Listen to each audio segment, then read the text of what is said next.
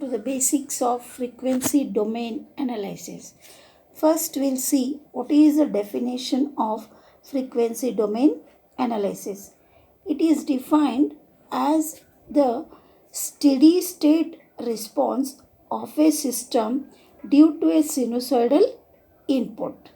So, frequency domain analysis is defined as a steady state response of a system due to a sinusoidal input, or it can also be given in another form as the output variation with respect to frequency by applying standard input, which is sinusoidal signal, is known as frequency response analysis. The output variation with respect to frequency by applying standard input, which is sinusoidal signal, is known as frequency response analysis.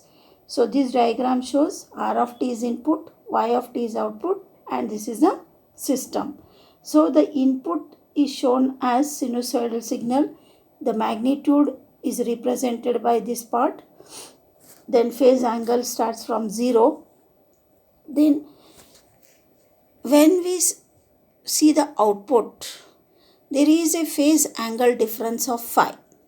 So at a phase angle difference of phi, the signal starts with magnitude A. So we have to write output Y of t is equal to A sin omega t plus phi. We'll consider a linear system, and to that linear system the input is a sinusoidal input, which is given by R of t is equal to sin omega t plus 0. Then whatever is the steady state output of the system, Y of t will be a sinusoid with the same frequency. There will be no change in frequency when it is compared with input. Same frequency omega, but possibly with different magnitude A and phase phi. The magnitude and phi phase may be different. So we'll write Y of t as A sin omega t plus phi. Okay.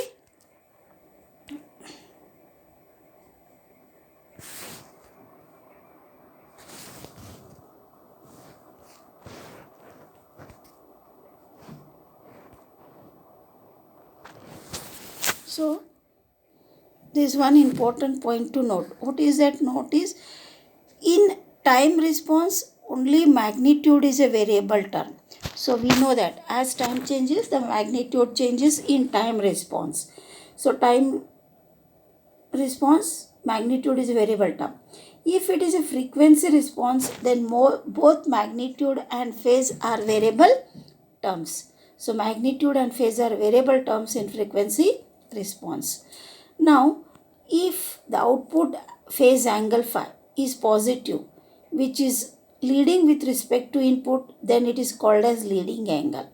So when it is called leading angle, whatever is output phase angle, if it is positive and leading with respect to input, then it is leading angle. Then lagging angle means if that output phase angle is negative, which is lagging with respect to input, then it is called lagging angle. So it will lag with respect to input and it will be negative. In frequency response analysis, always S is replaced by j omega.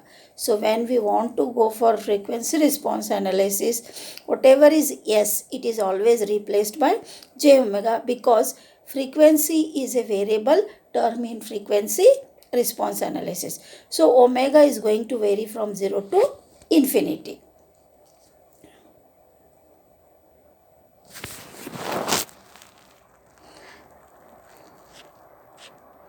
We'll take an example.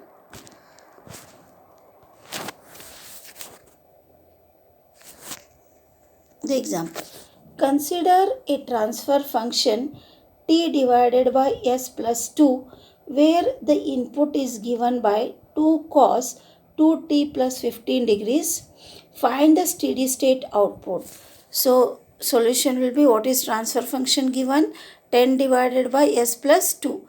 We'll replace s by j omega. Replace s by j omega. So 10 divided by j omega plus 2 is equal to 10 divided by, so how we'll find the magnitude? Root of omega square plus 2 square. Okay, 10 divided by root of omega square plus 2 square into angle. How we'll find the angle? Angle 0 divided by tan inverse of omega by 2. As it is j omega plus 2, so angle will be tan inverse omega by 2. So magnitude term of a plus j will be root of a square plus b square. You need to remember this. Then if it is a plus jb, phase term will be tan inverse b by a. Tan inverse b by a. So here it will be tan inverse omega by 2.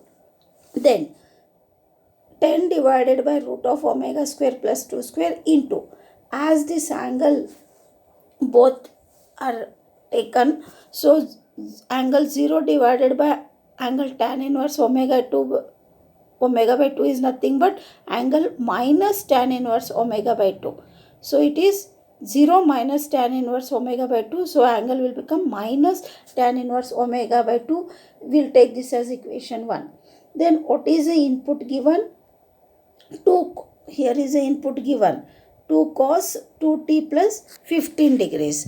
So given input is 2 cos 2t plus 15 degrees, which is of the form a cos omega t plus 5. So it is of the form a cos omega t plus 5. So we'll compare this given input with the standard term. We know that omega is 2.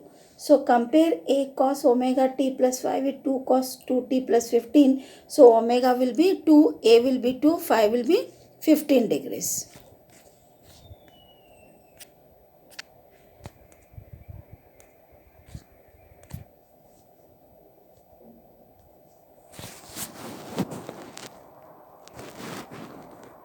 Substitute omega in equation 1. So take equation 1, substitute omega in equation 1.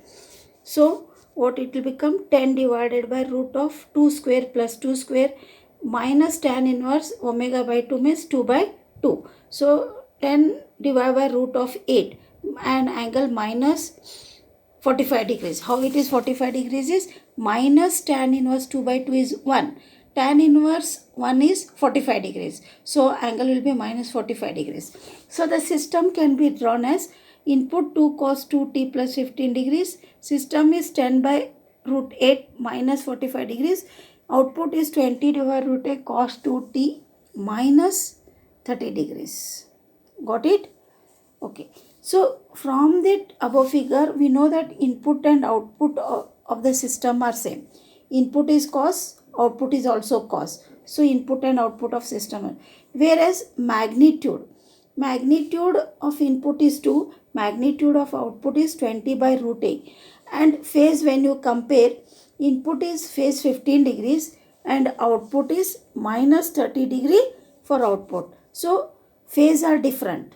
Input phase is 15 and output phase is minus 10. That is changing. And even magnitude is different. Magnitude is difference. So we'll take one more problem. A system with transfer function y of s divided by x of s is equal to s divided by s plus p has an output y of t is equal to cos 2t by minus pi by 4 for the input signal. X of t is equal to p cos 2t minus pi by 2.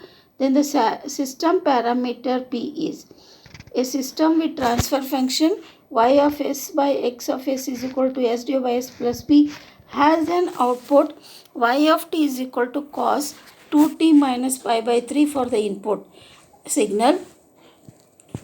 X of t is equal to p cos 2t minus pi by 2. Then the system parameter p is.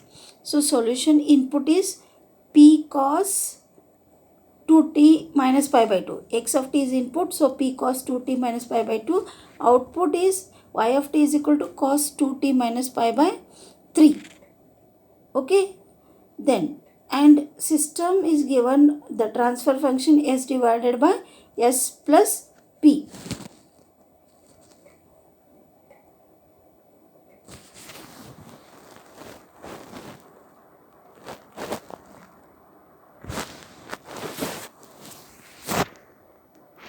So replace S by, so I told in frequency domain analysis we have to replace S with j omega.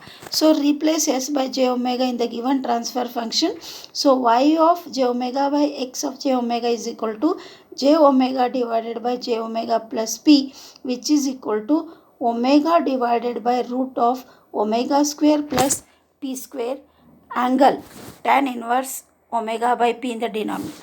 So 0 plus j omega it will be. How it is omega you got? How this omega is there? I'll tell. This omega is root of 0 square plus omega square. So root of omega square is nothing but omega divided by denominator root of omega square plus p square. Angle is minus tan inverse omega by p. So this will become omega divided by omega root of omega square plus p square. Angle is tan inverse minus, angle is 90 minus tan inverse omega by p. So the first term represents magnitude, this term represents phase. We will take this equation. Now let us assume that the steady state output for a given input as AP cos 2t minus pi by 2 plus phi. So assume the steady state output for a given input as AP cos 2t minus pi by 2 plus phi. This will take equation. A is amplitude. A is amplitude, which is magnitude, phi is phase. So by comparing the given output with equation 2, by comparing the given output with equation 2, we can write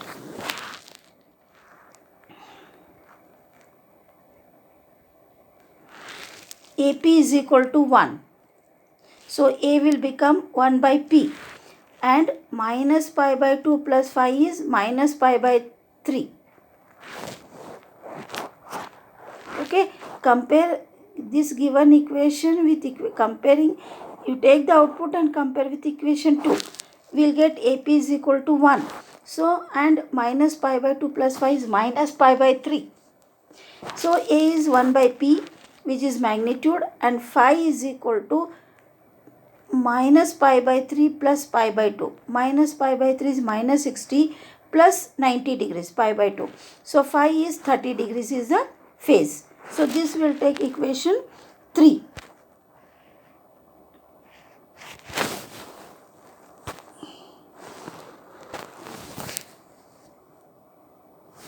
Now, so what happens?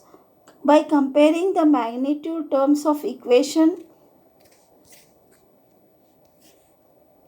1 and 2, 1 by P is equal to A divided by 2 square plus P square. Due to that, P will come, omega will come equal to, why? Because omega is 2. What is omega? 2, we know. So 1 by P is equal to 2 divided 2 square plus P square. Compare magnitude terms of equation 1 and 2. So taking squares on both sides, 1 by P square is equal to 4 divided by 4 plus P square. 4 plus P square is equal to 4P square. So 2P square will come equal to 4. P square will come equal to 4 by 3. P will come equal to 2 by root 3. Will take equation 4. Compare phase term of equation 1, 2. So we have compared magnitude terms of equation 1 and 2. Now we will compare phase terms of equation 1, 2. 90 minus tan inverse 2 by P is equal to 30 degrees. So tan inverse 2 by P is equal to 90 minus 30. Okay, you got 90 minus tan inverse 2 by P is equal to 30 degrees. So tan inverse 2 by P is equal to 90 minus 30. Tan inverse 2 by P is 60 degrees. Due to that, 2 by P is equal to tan inverse 60 degrees. Okay, so 2 by P will come root 3. Root 3. So P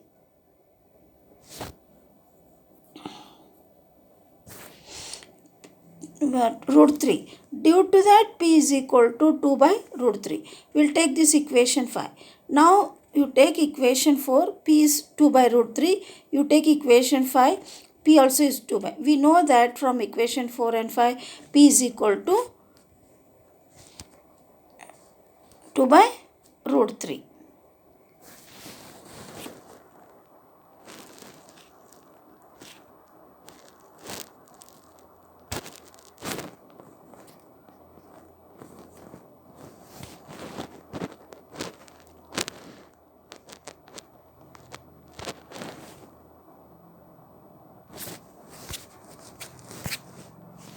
So next we'll go for advantages and disadvantages of frequency domain analysis.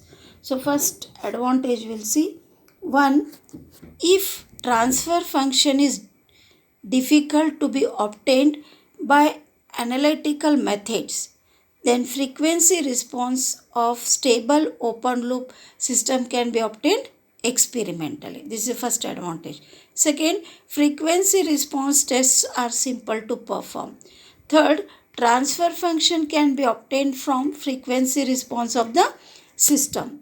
Fourth, frequency response methods can be used to find